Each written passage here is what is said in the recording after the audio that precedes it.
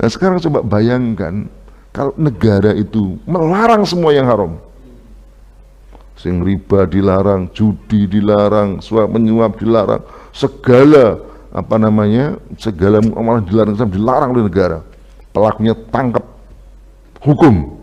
Apa yang terjadi?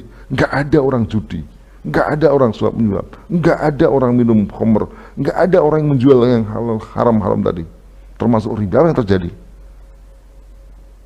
Jadi betul-betul sulit mencari yang haram. Yang ada kok halal, kok halal, kok halal, semuanya halal. Iya. Termasuk untuk dakwah lebih kondusif. Nah, jadi begitu. Ini kalau kita pikirin, ini juga kadang-kadang perlu juga kita menjelaskan istiqomah ini bukan sekedar bagaimana kita secara pribadi istiqomah, tapi kita juga menjelaskan kepada umat bagaimana bentuk negara yang negara itu melahirkan orang-orang istiqomah. Sistem pendidikan yang membuat anak-anak beriman dan istiqomah. Gimana sekarang? Pendidikan misalnya contoh, ya. Pendidikan kenapa kemudian anak ada istiqomah? Generasi kita tidak istiqomah, tidak beriman dan tidak beristiqomah. Ya karena memang pendidikannya disetel begitu. Orang mendidik itu kan karena apa? Mendidik itu kan mewariskan kita kepada generasi berikutnya. Apa yang diwariskan? Apa yang kita anggap paling penting?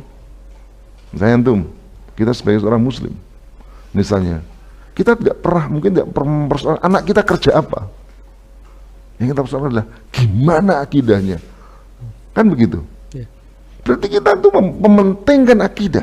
Kalau mementingkan akidah, dia tidak persoalkan misalnya mereka kerja apa, tapi mereka tetap dalam keadaan muslim dalam keadaan apapun. Berarti kalau kita bicara pendidikan apa? Pendidikan akidah ini. Tapi kan ini sekarang tidak dianggap penting. Gimana bisa menjadi pribadi yang istiqomah? Nah, karena pendidikan juga mencetak, melahirkan itu. Begitu kalau kita lihat. Ya, jadi Islam itu mengajarkan bukan sekedar individu, tapi juga negara ini yang punya tanggung jawab justru membentuk ini.